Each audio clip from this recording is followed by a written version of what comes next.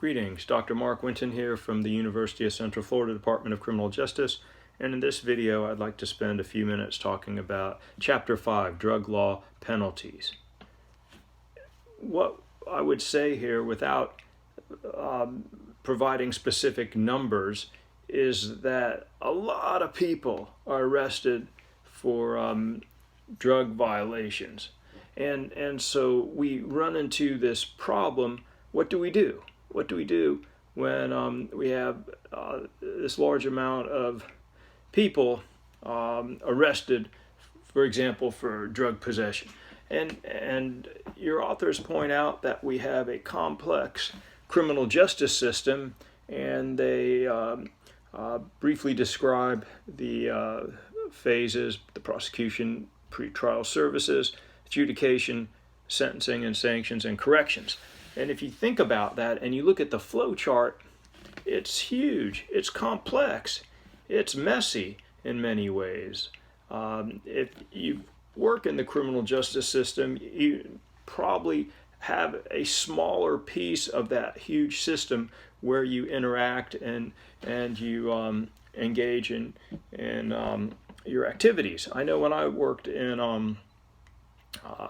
with the criminal justice system, usually in sending reports, evaluating cases, things of that nature, I just had a very, very small part in that big system, or maybe I was counseling someone that, was on probation or parole or something like that. In that case, just a minuscule piece of that complex system. And so I think we see that we actually have courses in different parts of that system to try to understand how it works and how it doesn't work and how we can make it more effective.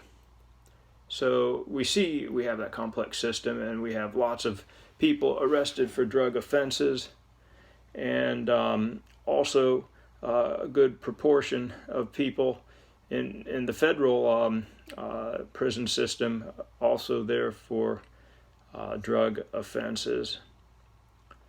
And we know that the state system also has a smaller proportion, but certainly significant in terms of costs. We know basically there are two categories of drug law offenses: drug trafficking and simple possession.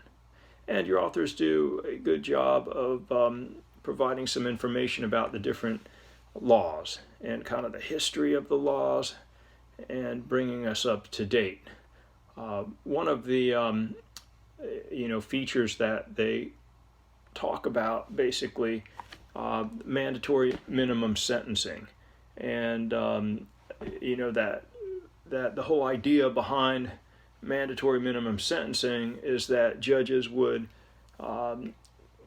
impose a fixed minimum term in prison for certain crimes, throwing out any mitigating circumstances there, other than maybe testifying against others. But the guidelines were based on, for drug offenses, the type and the weight of the drug, the number of prior convictions for the person, and offenders were supposed to serve their entire sentence, although some states require a minimum of 85% time served. And what we saw is that the mandatory minimum sentences increased the incarceration rate significantly, and we have this huge, costly prison problem now. So there is a lot of debate. While some believe it made judges' jobs easier, that it would attack drug problems in communities, and it would help police and prosecutors, we saw that it ended up creating a lot of low-level offenders incarcerated. It was not cost-effective. It also motivated offenders to make false accusations against others to try to reduce their sentence. And And so we see that there are some changes at the federal and state levels in mandatory minimums. Um, there are many groups that are opposed to mandatory minimums, and I think you'll see that that it definitely had a detrimental effect on the incarceration rates. And this, of course, also had this actually stressed out communities. It was mass incarceration we see resulted in a disproportionate impact on African Americans and Latinos. And we also saw the increase in females being incarcerated. The costs were great to the individuals, families, communities, and society itself. And so there's a lot of criticisms of the mandatory minimum sentences, and you can read about the changes that have occurred in your textbook, recognizing that changes could be occurring now, and of course changes will occur in the future, but it seems, there's shifts in attitudes toward mandatory minimum sentencing. I think one of the cases that is discussed in your textbook is where the penalties for crack cocaine possession were much greater than the penalties for powder cocaine possession. I mean, what is that kind of like?